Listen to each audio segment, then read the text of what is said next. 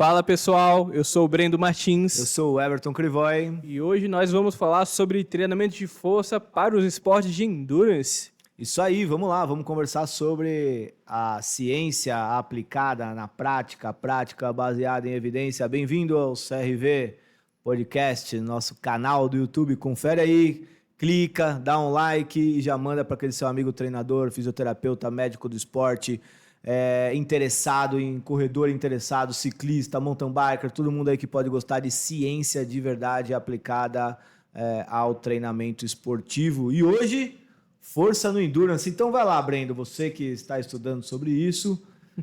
Vamos falar sobre as principais evidências, não as principais, mas as últimas evidências sobre treinamento de força para modalidades de endurance. O que a literatura traz, Brendão? É isso aí. Antes de falar do que há de mais recente, só vamos trazer a base, né?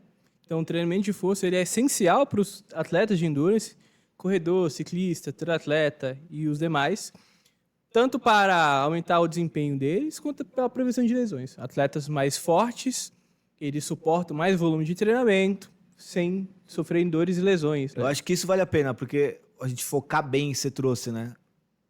O que previne lesão? Força, cara. Tendão forte, músculo forte, articulação forte. Não aguentar volume de treino. Adianta fazer treino preventivo se não aumentar a força? Não vai prevenir. Não existe treino preventivo. O que existe é treino de força, você precisa aumentar a sua força. Uhum. Então, isso é o principal ponto. E eu queria trazer um outro conceito aqui, só pra gente começar bem. Se eu aumentar a força, tanto faz. Se for no pilates, plantando cambalhota, na calistenia, no crossfit, no raio que o parta que for. Eu preciso aumentar força muscular. Eu só não posso ter força com fadiga acumulada, né? Porque Sim. aí eu vou prejudicar o meu específico. Mas eu preciso aumentar a força. Isso é bacana, né, Brendo? Exato. O indivíduo mais forte ele vai conseguir reagir a uma instabilidade. A articulação ele vai ter mais estabilidade, mais força para não sofrer uma lesão aguda, lesão de esforço repetitivo e assim por diante, né? Mas, voltando no contexto de desempenho, pensando nos atletas de endurance, o treinamento de força, ele melhora o desempenho, melhorando algumas questões neuromusculares, adaptações mecânicas também. Quando eu falo dessas duas questões, separando, né? Neuromuscular seria a capacidade neural de aplicação de força, então, taxa de desenvolvimento de força, força máxima, potência relativa e assim por diante, né? Tem todo o mecanismo neural ali por trás. Hoje eu vou te entrevistar, então. O que é taxa de desenvolvimento de força? A taxa de desenvolvimento de força é entendido como força aplicada pelo tempo. Tem uma aula recentemente sobre pliometria e eu trouxe essa questão. Então, eu mostrei para os alunos dois indivíduos que tinham a mesma força máxima, ou seja, eles tinham a mesma capacidade de levantar o peso no agachamento. Então, por exemplo, os dois tinham a força máxima de 150 quilos. Ambos levantavam 150 quilos. Mas quando a gente olha para a aplicação de força em tempos submáximos, durante uma contração voluntária máxima, 200 milissegundos, por exemplo, um indivíduo aplica mais força que o outro.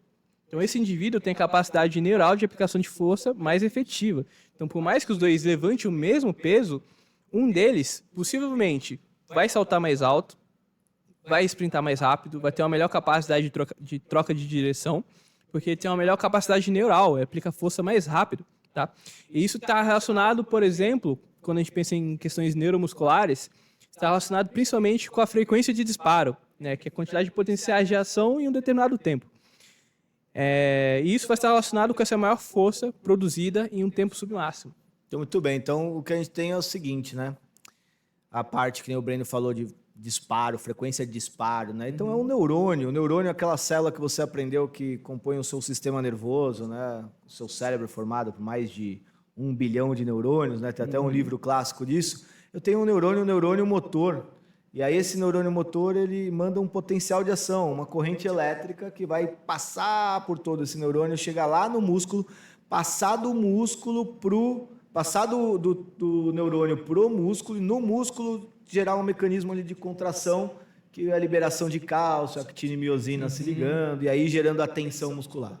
Então, quando eu falo em força, eu tenho toda a organização dessa recrutamento desse neurônio no meu sistema nervoso central, a velocidade de propagação e frequência de disparo desse impulso elétrico, a passagem do impulso elétrico do neurônio para o músculo, que chama de retardo eletromecânico, e aí eu tenho o músculo contraindo. Então, olha todo o processo para você fazer força e só no final é o músculo contraindo. Eu gosto de trazer isso por quê? Porque olha o tamanho da complexidade que tem neural e hipertrofia. Hipertrofia, que é o aumento da área de secção transversa do músculo, aumenta a actina e miosina. É só o final. É mais actina e miosina se ligando, vai refletir ali a força. Mas eu consigo melhorar a força mudando toda essa dinâmica até chegar nessa contração. Exato. É daí que vem a adaptação neural, né? Ganho de força por adaptação neural. Por adaptação neural. Você trouxe um outro contexto também, um conceito ali, que você falou da taxa de desenvolvimento de força, você explicou já muito bem explicado, e você trouxe também a ideia da força relativa. O que é força relativa? Força relativa por exemplo, de uma maneira fácil de entender, é o peso que eu consigo levantar em relação ao meu peso corporal. Então, o Everton está pesando agora 73 quilos, 74 quilos. Isso foi no auge do ciclo da maratona, né? E eu estou pesando 85 quilos. Né? Eu sou mais pesado que ele. Digamos que nós somos os dois indivíduos que levantaram 150 quilos. Nós temos a mesma força. Né? Então, se for parar por aí... Em termos absolutos, somos iguais. Mas se a gente dividir esses 150 quilos pelo nosso peso corporal, o número que a gente vai ter em relação ao Everton é maior que o meu. Ou seja, relativamente, ele é mais forte do que eu. Ele levanta mais peso por quilo corporal. E, principalmente, quando a gente pensa em esporte de endurance, essa variável é muito relevante. Né?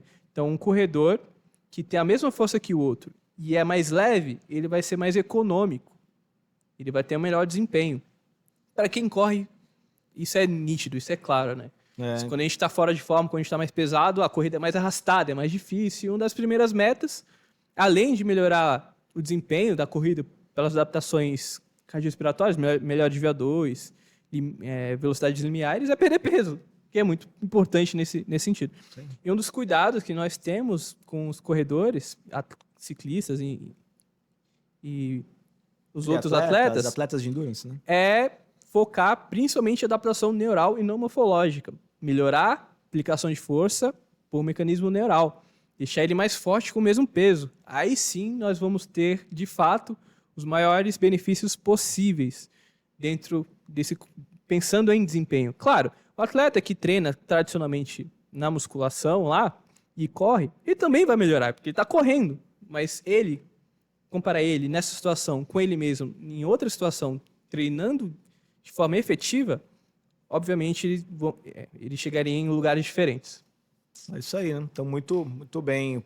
O Brendo trouxe muito bem, que são modalidades que a gente chama de massa-potência, peso-potência, né? Então, quando a gente pega principalmente no ciclismo ali também, eu tenho uma potência máxima que eu produzo, sei lá, 400 watts, mas quanto que eu peso? E aí o que vale realmente é o watts por quilo. Sim. Ciclista, principalmente ciclista escalador, sente muito isso. Tem que ser levinho, com uma wattagem por quilo muito alta. Exato, né? Tem umas evidências mostrando que uma das principais variáveis que separa desempenho dentro do ciclismo, pensando em provas de escalada, é a potência e a força relativa. Ou seja, o peso... o quanto que eu consigo levantar no meu agachamento em relação ao meu peso corporal, por exemplo. O tanto de força que eu consigo aplicar no pedal, num teste de sprint, ou no meu próprio FTP em relação ao meu peso corporal.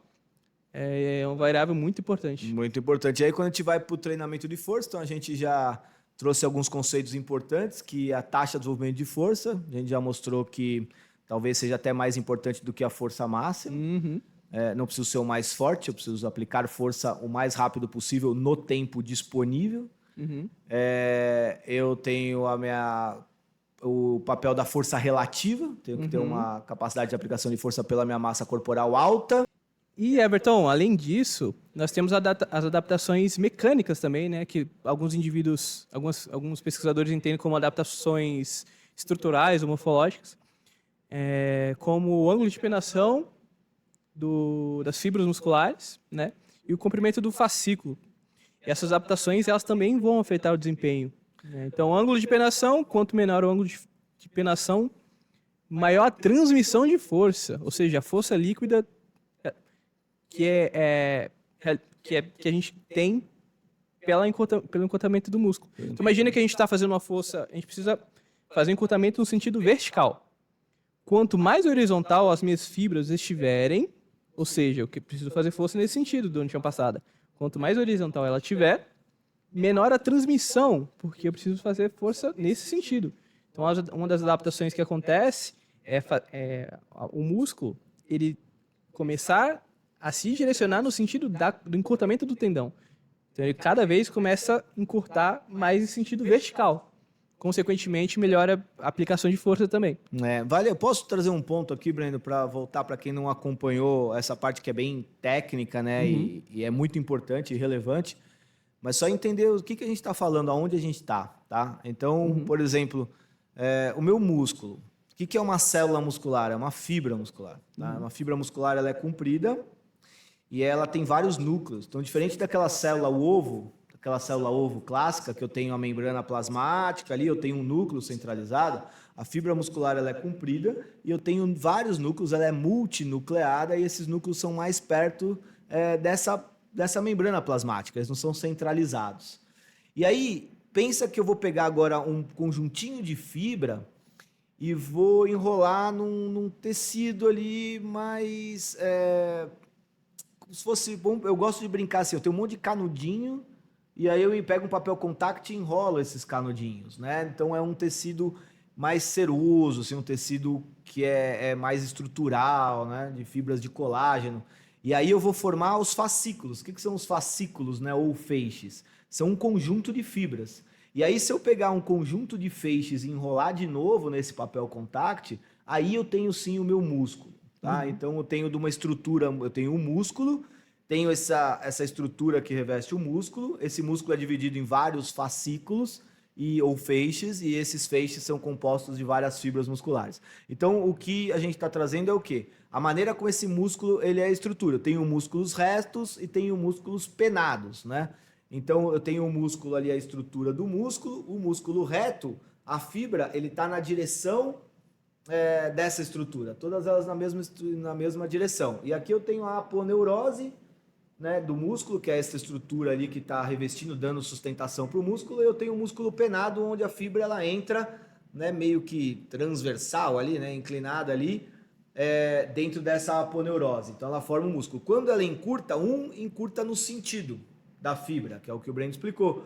O outro, ele vai encurtar, ele vai puxar, né, não no sentido reto ali na fibra, mas no sentido ali mais penado, mas tem um ângulo. E esse ângulo de penação, quanto menor o ângulo de penação, mais rápida é a transmissão da tensão gerada para a fibra para essa aponeurose que vai formar lá embaixo o tendão. Vai transmitir para o tendão e vai puxar o osso. E aí, por exemplo, a gente já viu, o estudo que eu publiquei mostra que o treinamento pliométrico ele muda ângulo de penação, ele reduz o ângulo de penação da fibra, né? Esse é um dos motivos do porquê o treinamento pliométrico aumenta força, faz os indivíduos saltarem mais alto, melhora a taxa de desenvolvimento de força.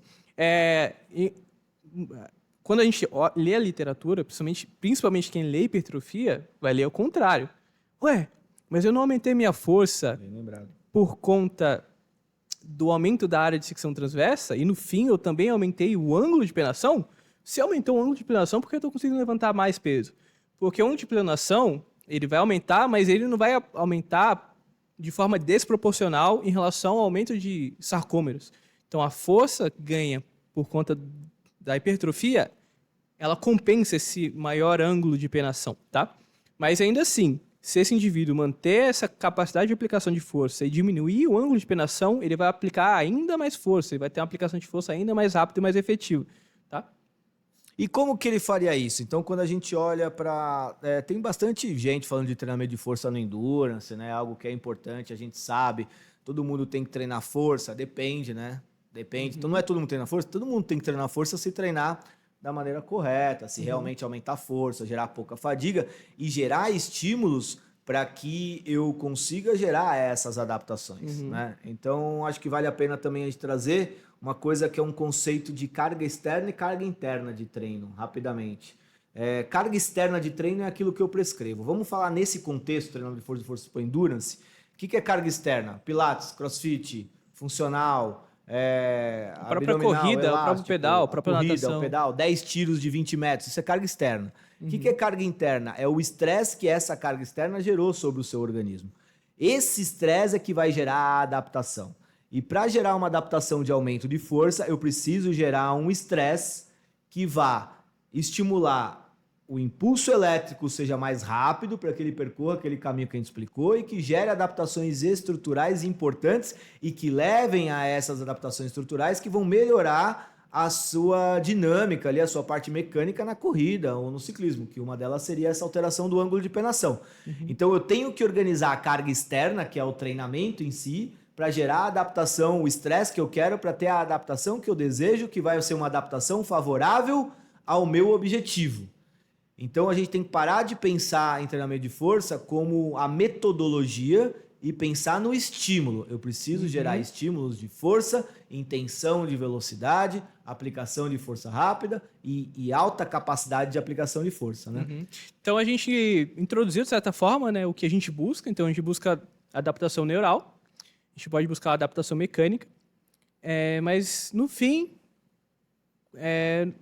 todas essas adaptações somadas, pensando no atleta de endurance, o que a gente quer é melhorar a economia dele. Economia de corrida para o corredor, economia de movimento ou de ciclismo para o ciclista e assim por diante. E quando a gente pensa no treinamento de força, aí que tá. Esse é um ponto que nós pretendemos trazer, é que nós podemos fazer o treinamento de força de maneiras diferentes.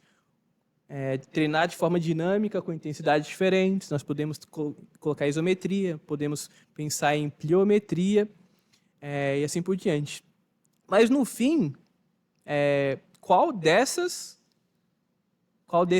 cargas externas, qual desses tipos de estímulo são mais benéficos, pensando para o atleta de endurance, né? Esse ponto vai ser interessante para a gente. Acho que eu gostaria de falar primeiro do treinamento pliométrico.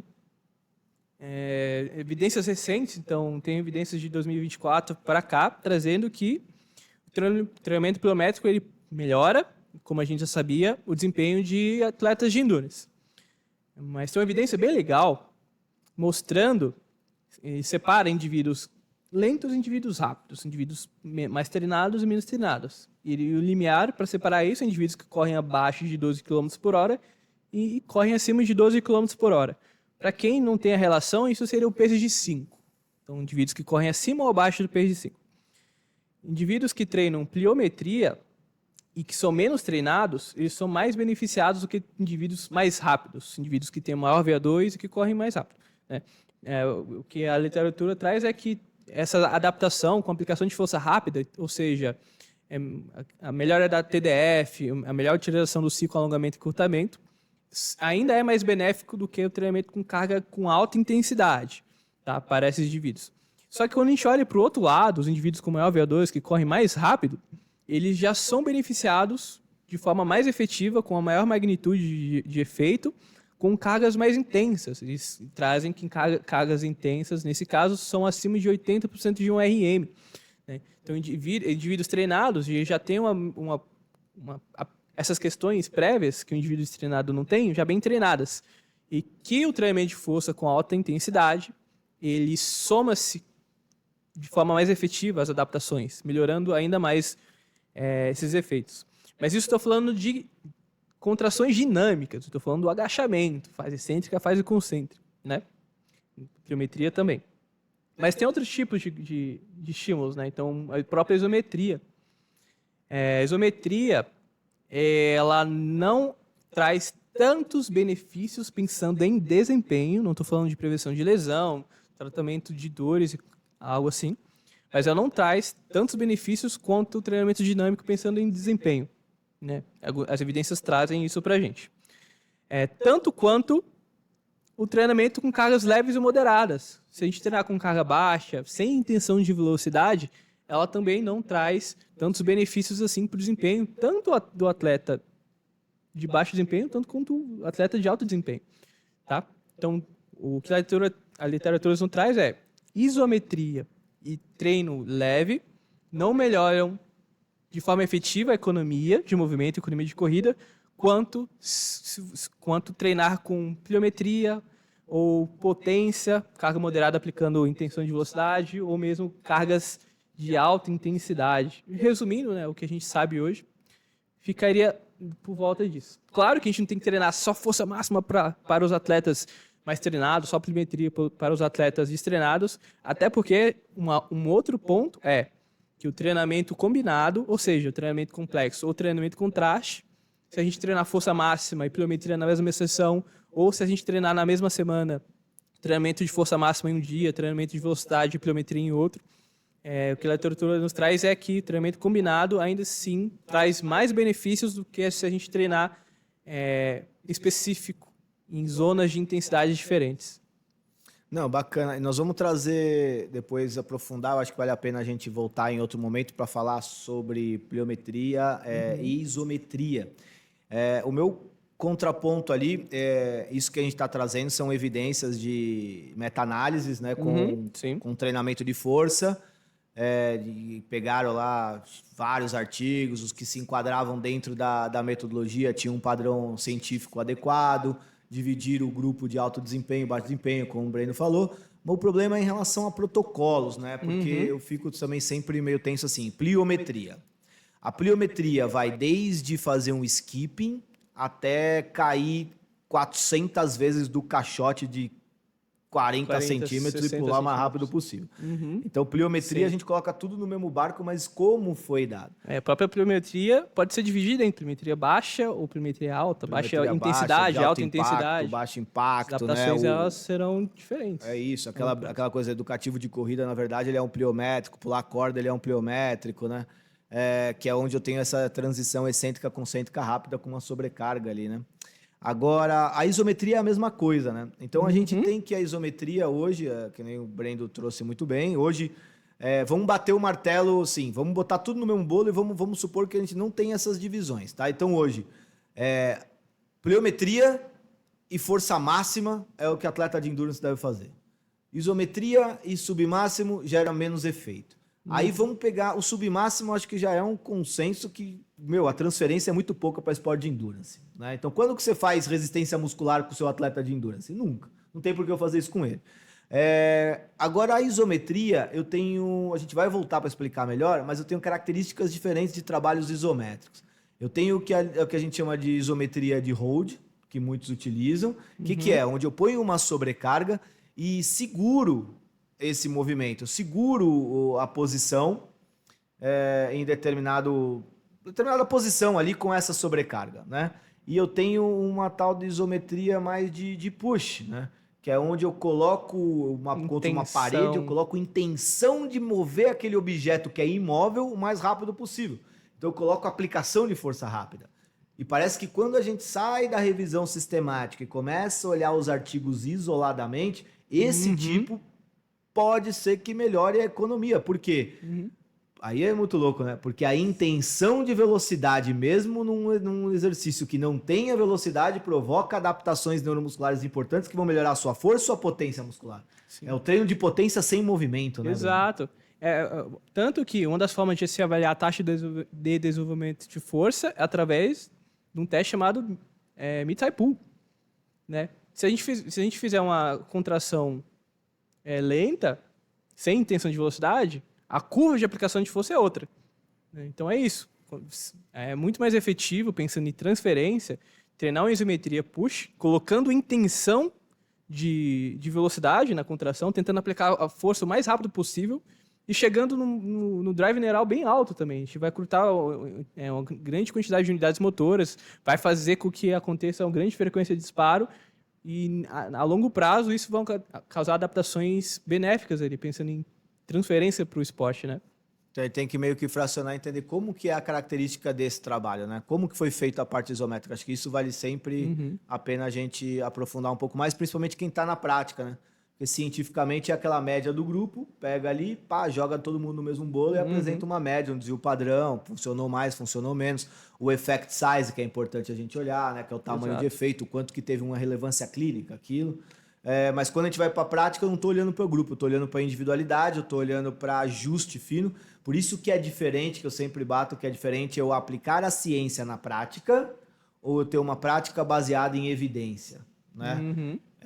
Então a gente tem que tomar cuidado só com esse aspecto, conseguir entender esses pormenores ali da ciência e tentar traduzir isso para o meu dia a dia ali com o meu atleta. Mais alguma consideração sobre treinamento de força para endurance que o senhor gostaria de trazer para nós hoje? A gente já falou um pouquinho sobre isso em outros episódios, então quem está curioso sobre esse tema, dá uma olhadinha aqui no nosso catálogo, digamos assim, que a gente vai trazer para vocês visões um pouco mais abrangentes. Mas é isso. Assim, essa questão também de intensidade, treinar leve. Porque, assim, se a gente fizer um agachamento com 60 quilos e treinar lento, dependendo da força do indivíduo, claro, se for um indivíduo que consegue agachar com 150 ou mais, vai causar menos adaptações do que se ele treinar com o peso do corpo, uma pliometria. Né? Mas teoricamente, mas eu não estou levantando menos peso, e lá eu não estou levantando mais peso, porque treinar apenas com o peso do corpo está causando umas adaptações. Por conta da intenção, por conta exatamente isso, assim, aplicação de força rápida. Né? Aquele indivíduo está treinando a aplicação de força rápida, está fazendo um drive neural alto durante as contrações. É totalmente diferente a adaptação de você treinar com 40 quilos na barra lento e treinar de forma balística, até mesmo saltando com aquele peso, tá? E dentro da revisão, ela não separa essas questões também. É só levar em consideração que tem muito mais por trás dessas questões todas. Treinamento de força é muito mais do que carga, só cadência, intenção, amplitude de movimento, momento de inércia, impulso, taxa de desenvolvimento de força. Treinamento de força é bem complexo e normalmente a galera simplifica demais em 4 de 8 ou 3 de 15, não é isso? Isso. Mas acho que é isso. Deu para falar bastante aí sobre treinamento de força em esportes de endurance. Novidade boa aí para vocês? Novidade não, porque a CRV, na verdade, ela surge para concursos para treinadores e agora ela volta com a CRV Academy. Então, logo mais ali teremos os nossos cursos de treinamento de força aplicado para modalidades de endurance, treinamento de força baseado em velocidade, módulos específicos sobre isometria, pliometria, até hipertrofia podemos trazer também. Então acompanhe aí o nosso Instagram, CRV Academy, @CRV Academy, é isso? Isso, o braço educacional CRV Academy. Se quiser acompanhar a parte de prescrição do treinamento para atletas, amadores ou profissionais, siga crv.sportscience. O meu Instagram é Brendo F. Martins. Eu sou o Everton, @Everton Crivoy. Isso. Se inscreva aqui no canal para nos ajudar, deixa um like, compartilhe com um amigo seu que pode gostar desse tema. E é isso. E é isso aí, bora divulgar a ciência no treinamento de verdade. Valeu! Valeu, até mais.